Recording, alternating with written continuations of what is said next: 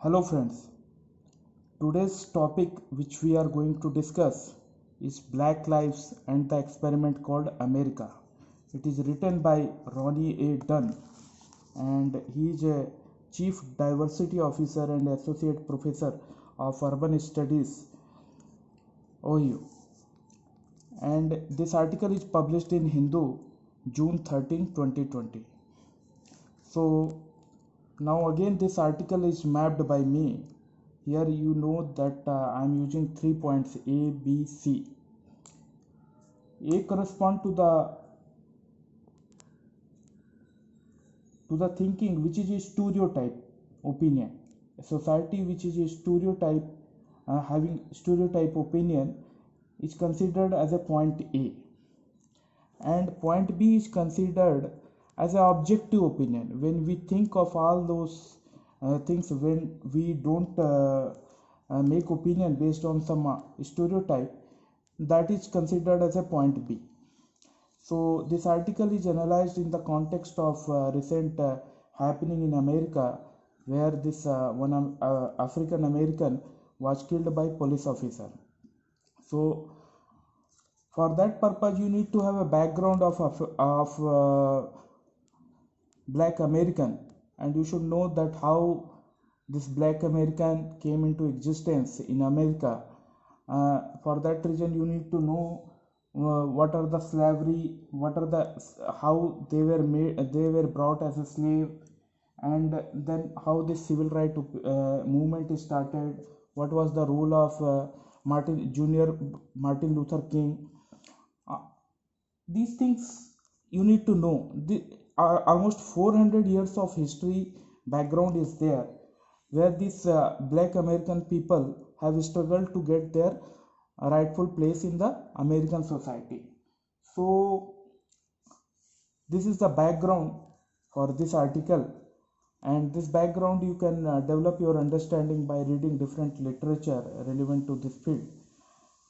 Now here in this particular piece, author is saying basically that society, particularly American white people society, they have a stereotype opinion about black people, colored people, and that change in opinion is needed from stereotype opinion to objective opinion.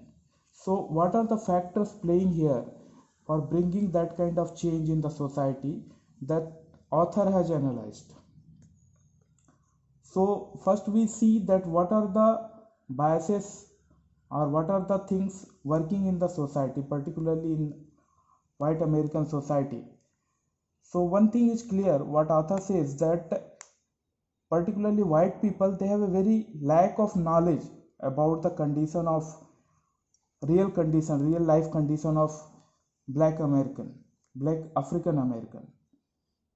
And because of many factors, there are certain kind of stereotypes have been developed against this community, and there is a complicity of state also. Like there are different provision, there are provision in the state law, like stand your ground law, which basically justify violence in the name of self protection or self preservation, that has been used or would say misused for creating a violence against this community.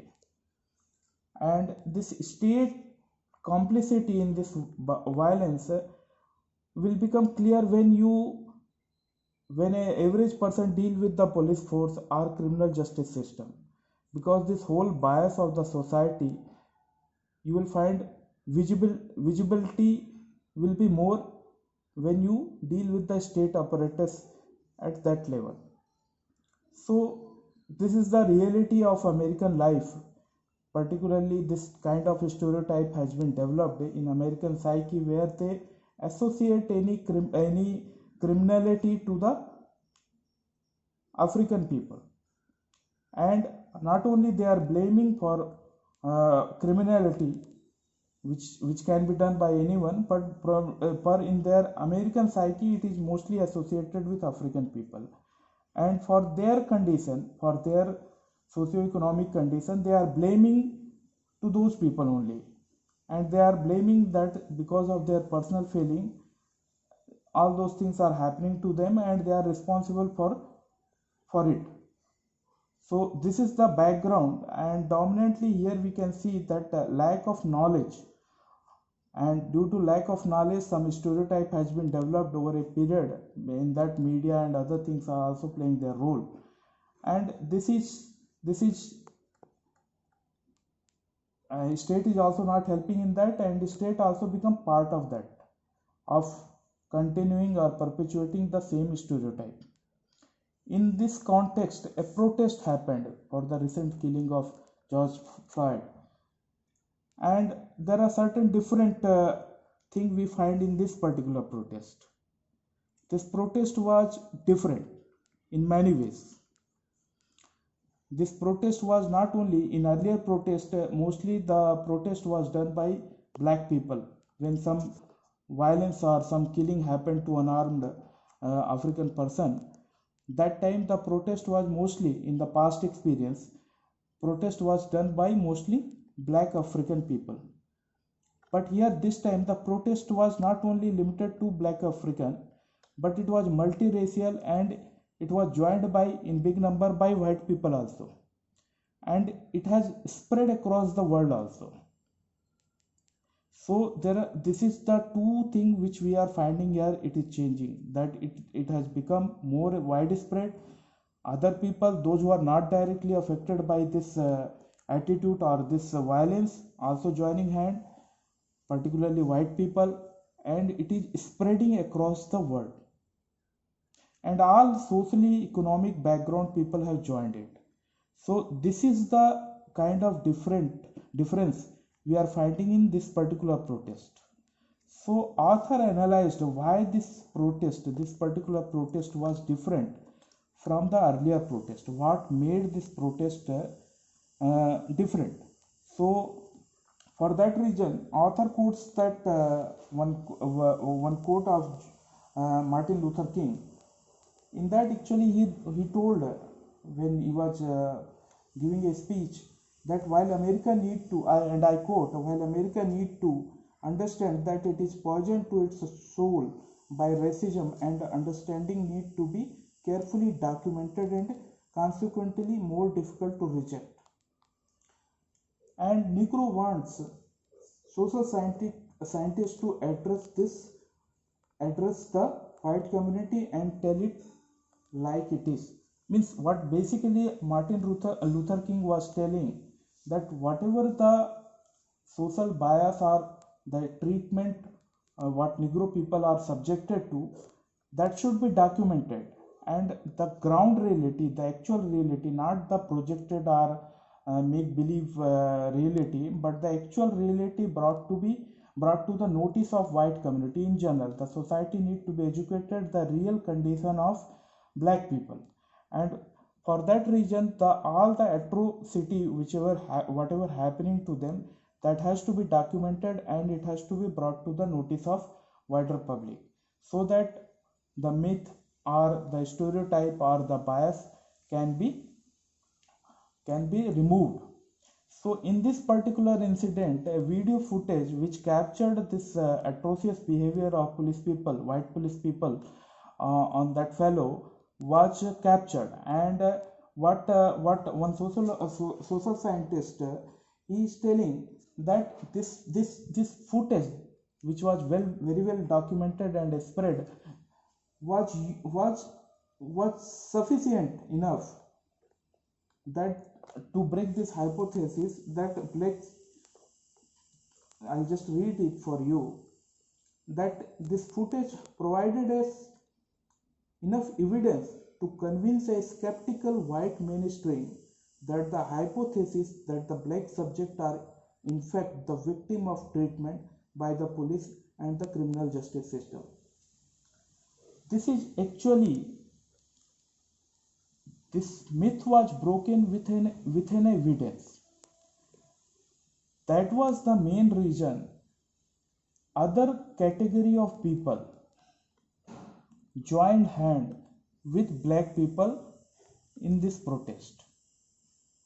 So if you remember the quote of Martin Luther King, In that he told that there is a need for documentation or recording of all violence, and this in this particular protest this happened, and this has brought the change in the opinion.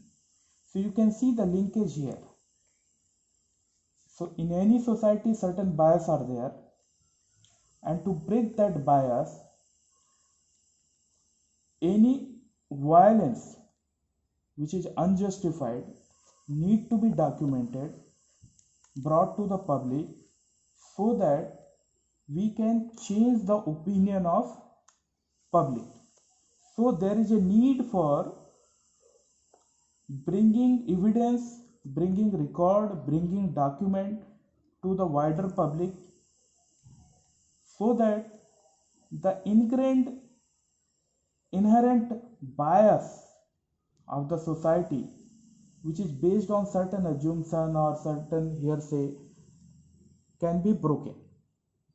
So this is the main point which author is trying to convey, that we cannot change the immediately, we cannot change the bias of the society, stereotype, whatever different stereotypes are there in all kind of society. In India we will also find so many stereotypes are there. So we to if we want to fight that kind of stereotype, we have to bring to the notice through evidence, through document, that your bias, your stereotype is not correct, the ground reality is different. This will change the opinion of society. This will change the opinion of the society from stereotype opinion to more objective and considered opinion. This is the main thing, and it is applicable to all country, all societies. And we know that we inherently we develop some certain bias, certain stereotype, and that need to be challenged through document, through evidence, through media.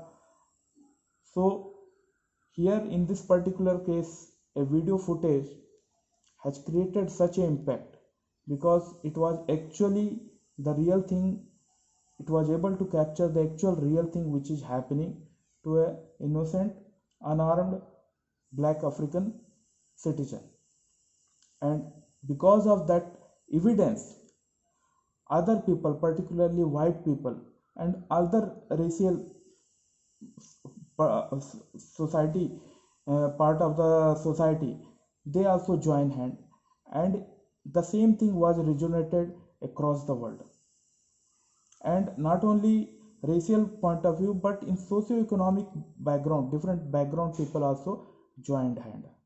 So this is the analysis of the article, and what author is trying to bring a point to us, that to fight any stereotype in society, we have to counter that stereotype with the well documented evidence, and educate them that their stereotype, their assumption is not right, and the ground reality is different. So this concludes my first analysis of the first article, and I'll go to the second article.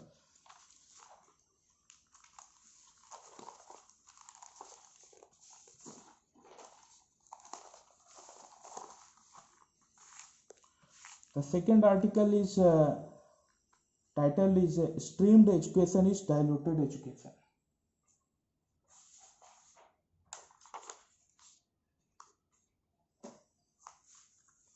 It's a very good article and very relevant to these days. It is written by Ashwin Jayant. He is a assistant professor at IIIT Hyderabad. It is published on the same date, June 13, 2020. So again, here in my model, there are three components, A, B, C. So A correspond to MOOC based e-learning, what nowadays which is proliferating, and the second point B correspond to older classical or classroom based learning, and C correspond to the background. So background is nothing but our understanding what is mean by learning. what we considered as a learning. So before attempting this article, we should know that we should be very careful about what we considered learning. Learning is not that somebody is giving you a content and you are absorbing that content, you are consuming that content, like what we see in the marketplace. Learning means your response to the content. One way learning happens when you respond to the content, and in that response, not only the relationship, the space, and the surrounding environment play a very important role, because it's a interactive activity.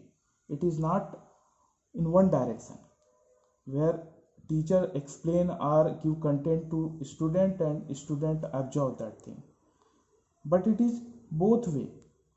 Not only teacher teaches, but teacher learn from the student and mutually they grow, and this particular environment is conducive for the learning. So what we are saying here, two contradictory approach happening here. One approach is proliferation or popularity of MOOC based e-learning, where a platform is created and the direction of that platform is from teacher to student. It is a one direction activity where teacher explain and student consume. It is mostly lecture theory model subject it caters to, where you can see that there is a lack of application, means mostly it is theory based lecture, and the meaning of lecture, good lecture, is also changed here, because a good lecture in MOOC platform become technology oriented. That means the author says that if lecture is good in audiovisual point of view, it is streaming properly, it has a lot of animation, electronic whiteboard, that define the quality of the good lecture. And it is one directional, means teacher is giving content and student is absorbing it. And there are many subject which do not fit to this platform, which are more practical oriented, like engineering, pharmacy, medicine. So those area it could not handle, but other subject, other areas like humanities, social science, arts, pure science, those things it is capturing through its MOOC platform. So author questioned that thing, that humanities or social science subject cannot be treated just one way in one direction, and it cannot be converted in just lecture and theory model, because there is also other component involved in that. And another thing is related to here is author have a doubt that this gross enrollment ratio which government is trying to increase through using this e-learning platform, that means the government in rather than creating physical infrastructure for higher education, government is focusing on e-based learning.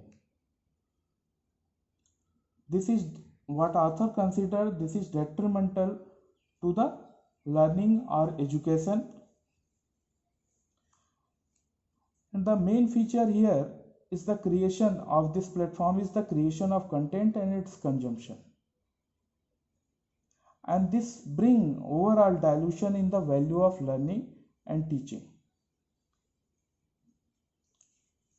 So in contrast to this MOOC based e-learning, author compared the old classical method of classroom based learning, which is defined by space, a physical space, a classroom setting or a campus where this learning happens. Here the author says the directionality is both way. Not only teacher is interacting with a student, but student in the same way student is interacting with teacher, and both are influencing each other, and this the effect together, this activity is creating a learning and both enriching not only student but teacher also. And that classroom setting is the place for testing any ideas, opinion, hypothesis. And any classroom teaching, any classroom space contain diversity, and it is more inclusive because so many background, so many classes of people come and sit together. So this bring a kind of diversity and inclusiveness.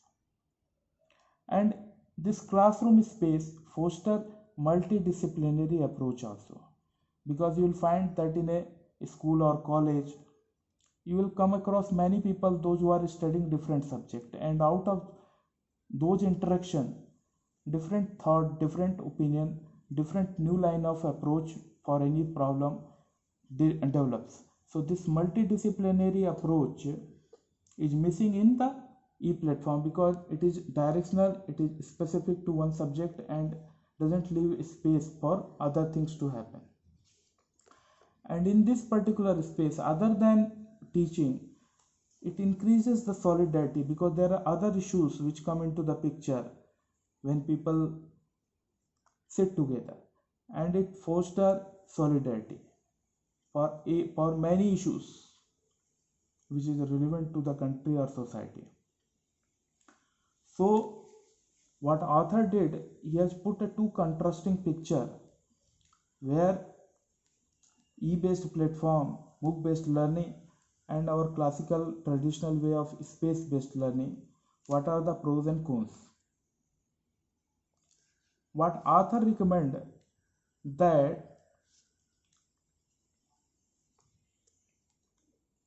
this MOOC based learning cannot be substituted with our traditional space based learning, and it is just a stopgap arrangement, and it should be used as a to complement our class based learning. So if we limit the platform as a complementary approach to our traditional way of classroom based learning, then it is okay.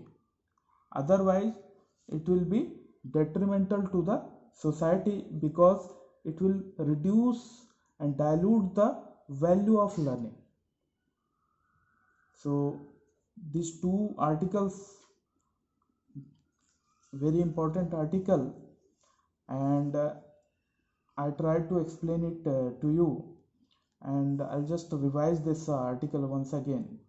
Here two contrast has been created, one based on e-learning, another our space or traditional way of learning, and author has compared both the learning platform, and author recommend that our traditional way of learning is appropriate and it should continue, but author do not deny the utility of MOOC based learning, but author says that it should be used as a complementary to space based learning.